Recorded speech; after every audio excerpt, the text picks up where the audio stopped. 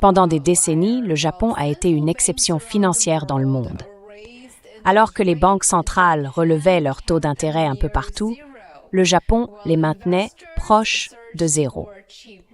Pendant que les investisseurs cherchaient de l'argent bon marché, le Japon en offrait. Et pendant que les gouvernements, les fonds spéculatifs, les banques et les entreprises empruntaient à des taux plus élevés ailleurs, ils pouvaient toujours se tourner vers le Japon pour un financement quasiment gratuit. Mais aujourd'hui, cette époque touche à sa fin.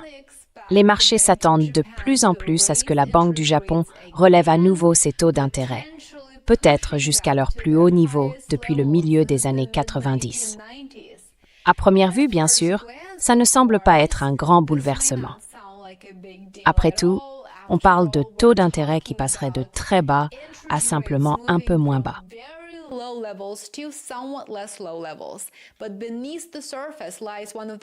Mais sous la surface, il y a l'un des risques les plus importants, et pourtant les moins compris, auxquels le système financier mondial est confronté aujourd'hui.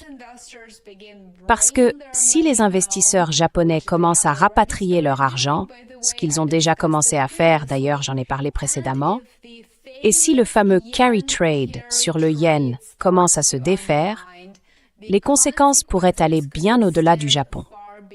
Cela pourrait ébranler le marché obligataire américain, mettre la pression sur les marchés boursiers du monde entier et révéler à quel point le système financier mondial dépend désormais de l'argent bon marché venu du Japon. Voyons donc ce qui se passe et pourquoi les investisseurs du monde entier suivent la situation de près.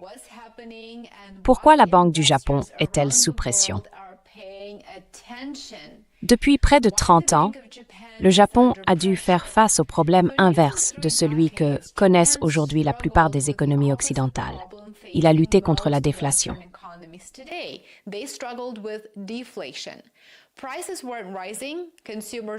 Les prix ne montaient pas, les consommateurs repoussaient leurs achats, la croissance économique stagnait et la Banque du Japon a réagi en maintenant certains des taux d'intérêt les plus bas de l'histoire moderne. À un moment donné, les taux japonais étaient même négatifs, croyez-le ou non. Autrement dit, les investisseurs payaient en quelque sorte le gouvernement pour garder leur argent. Cette politique monétaire ultra accommodante est devenue une caractéristique permanente de la finance mondiale. Mais la situation a complètement changé. L'inflation au Japon est restée au-dessus de l'objectif fixé par la Banque du Japon pendant une longue période.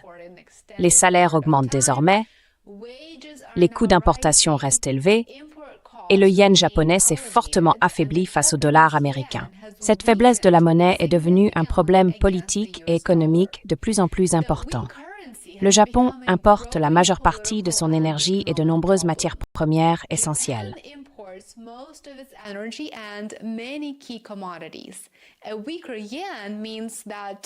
Un yen plus faible, ça veut dire que les ménages japonais paient en réalité plus cher leur carburant, leur nourriture et tous les produits importés. Du coup, la pression monte sur la Banque du Japon pour qu'elle normalise sa politique monétaire. Et c'est là que les choses deviennent intéressantes. La vraie histoire, ce n'est pas ce qui se passe à l'intérieur du Japon. La vraie histoire, c'est ce qui se passe à l'extérieur. Le Japon est l'un des plus grands créanciers du monde. Les investisseurs japonais détiennent collectivement des milliers de milliards de dollars d'actifs étrangers.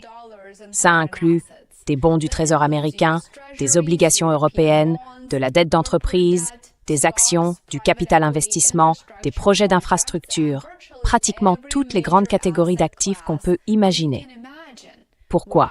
Eh bien, parce que les rendements au Japon ont été si faibles pendant si longtemps qu'il était plus pratique et plus rentable d'investir ailleurs.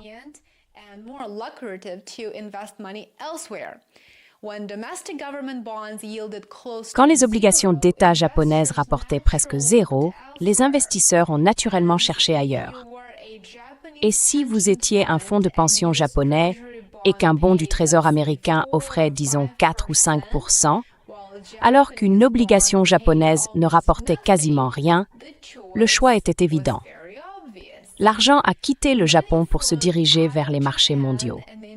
Pendant des années, Ça a été une énorme source de liquidité pour l'économie mondiale et plus particulièrement pour l'économie américaine. Eh bien, ce mouvement pourrait maintenant s'inverser. Imaginez que vous soyez une compagnie d'assurance japonaise. Pendant des années, vous avez investi des milliards de dollars dans les bons du Trésor américain parce que les rendements y étaient bien plus élevés que ce que vous pouviez obtenir au Japon.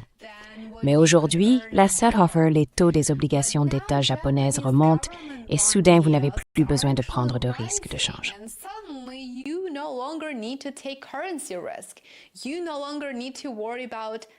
Vous n'avez plus besoin de vous soucier des coûts de couverture et vous pouvez simplement obtenir des rendements intéressants sur le marché intérieur.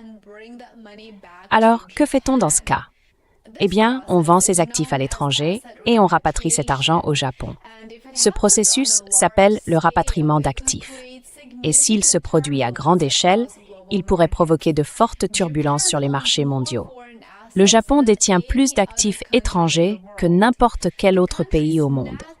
Sa position nette d'investissement international dépasse les 4 000 milliards de dollars. Même un rapatriement partiel de ces actifs pourrait avoir des conséquences majeures. Un petit pourcentage peut sembler insignifiant, mais quand on parle de milliers de milliards de dollars, même un faible pourcentage représente des montants énormes.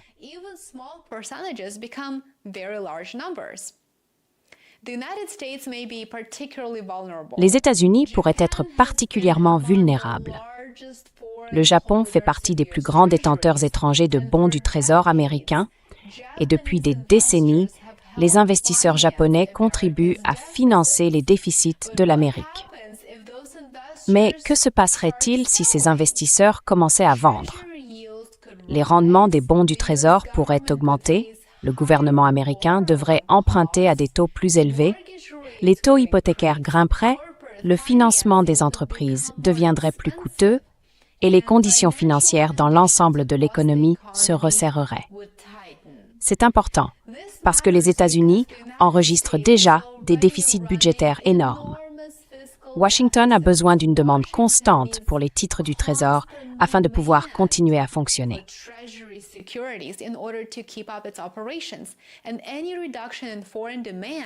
Et toute baisse de la demande étrangère augmente en fait la pression sur les acheteurs nationaux qui doivent absorber les nouvelles émissions de dette. Et ça, concrètement, ça peut se traduire par des rendements plus élevés sur l'ensemble de la courbe. L'ironie est assez frappante, évidemment. Beaucoup d'investisseurs se concentrent sur ce que fait la Réserve fédérale. Mais l'un des plus grands risques pour le coût de l'endettement des États-Unis pourrait venir de décisions prises à des milliers de kilomètres, à Tokyo. Maintenant, parlons de ce qui est peut-être la pièce la plus importante de tout ce puzzle, le yen carry trade. Pendant des années, les investisseurs ont emprunté en yens japonais à des taux d'intérêt extrêmement bas. Ils ont ensuite converti ces fonds en dollars ou dans d'autres devises pour les placer dans les actifs offrés en plus de devises.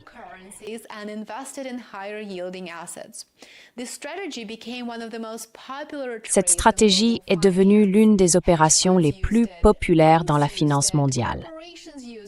Les fonds spéculatifs l'utilisaient, les banques aussi, les entreprises également, et les gestionnaires d'actifs s'y sont mis. La logique était très simple, emprunter à bas coût au Japon, investir ailleurs et empocher la différence. Tant que le yen restait stable ou s'affaiblissait, cette opération rapportait des rendements très attractifs. Mais les hausses de taux changent tout. Quand les taux d'intérêt japonais montent, le coût de l'emprunt augmente. Et si le yen se renforce, les investisseurs subissent des pertes de change. Du coup, une opération qui paraissait très sûre et très rentable devient soudain très risquée. Les investisseurs se précipitent alors pour déboucler leur position.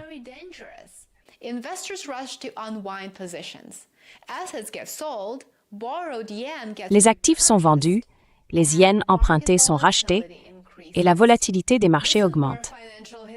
C'est là que l'histoire financière devient importante. Les opérations de carry trade fonctionnent souvent tranquillement pendant des années. Mais quand elles se défont, c'est brutal.